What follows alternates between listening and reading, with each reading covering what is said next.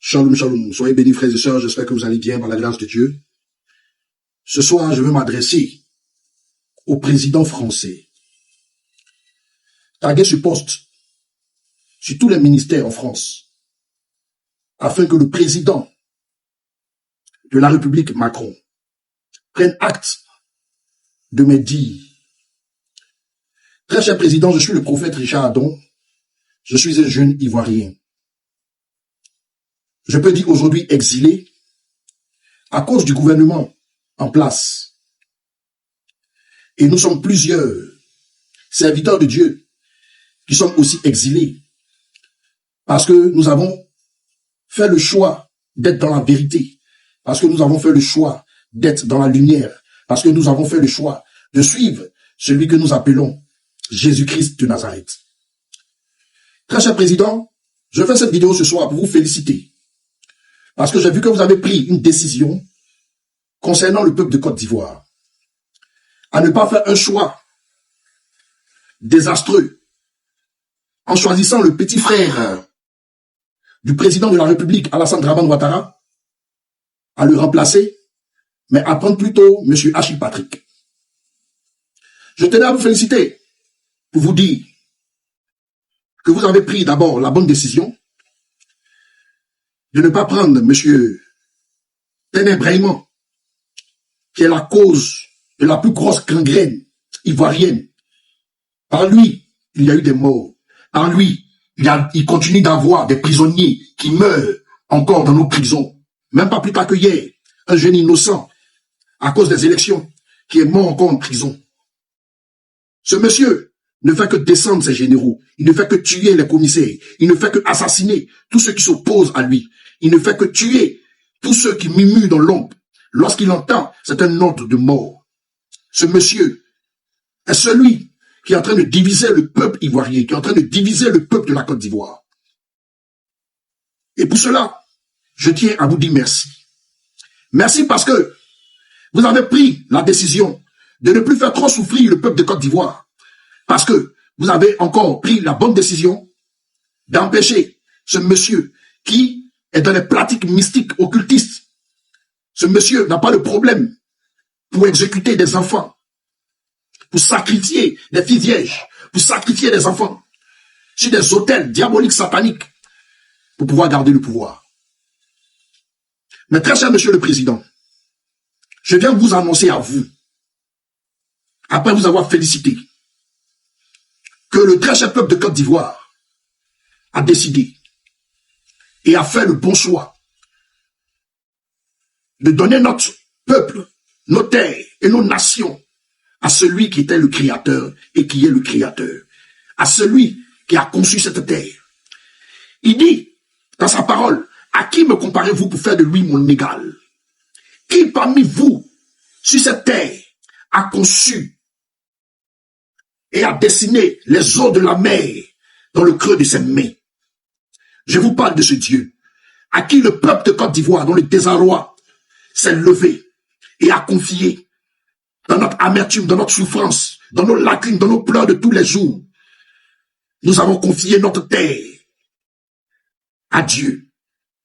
Donc, les décisions que vous prenez maintenant pour notre nation sont des décisions tardives. Votre dernier pharaon, c'est Alassane Ouattara. Vous n'êtes plus en droit de prendre des décisions sur notre nation. Parce que ce peuple ne vous appartient pas. Vous n'êtes pas Dieu. C'est à Dieu maintenant. À celui à qui on a remis son droit.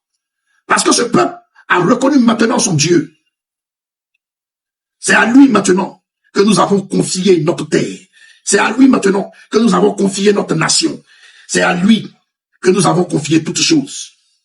Et ce Dieu nous a fait la promesse de libérer notre nation. Il nous a fait la promesse de nous sauver des plans de mort. Il nous a fait la promesse de nous donner la victoire. Il nous a fait la promesse de nous donner notre pays. Il nous a fait la promesse d'éradiquer tout ce qui est de l'ennemi.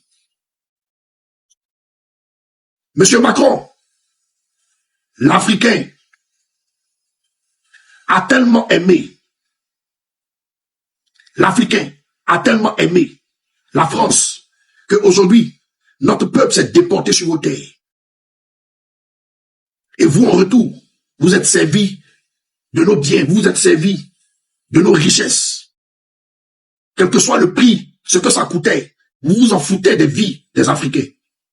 Aujourd'hui, la jeunesse ivoirienne que je représente par la voix de l'Éternel vous affirme et vous confirme que nous n'allons plus laisser vos décisions se faire sur notre nation. Parce que nous avons confié notre vie à Dieu. Et le Dieu que nous servons nous a fait comprendre que bientôt, vous allez tomber, vous et vos préfets. Bientôt, il y aura les élections en France. Vous allez perdre le pouvoir bientôt. Et votre France aura tellement de problèmes qu'elle ne pourra plus voler notre pétrole. Elle ne pourra plus voler nos richesses. Elle ne pourra plus prendre des décisions sur l'argent de notre nation. Elle ne pourra plus voler et piller notre CIE, notre SODECI. Vous avez tellement volé les ressources de notre nation. Au point que, lorsque vous vous servez dans les caisses de la CIE, vous ne laissez même pas un peu d'argent pour pouvoir faire les entretiens. Voilà pourquoi on a des problèmes d'électricité aujourd'hui. Vous venez nous vider, nous dépouiller. Jésus-Christ de Nazareth dit, vous n'avez plus de décision à prendre sur notre nation.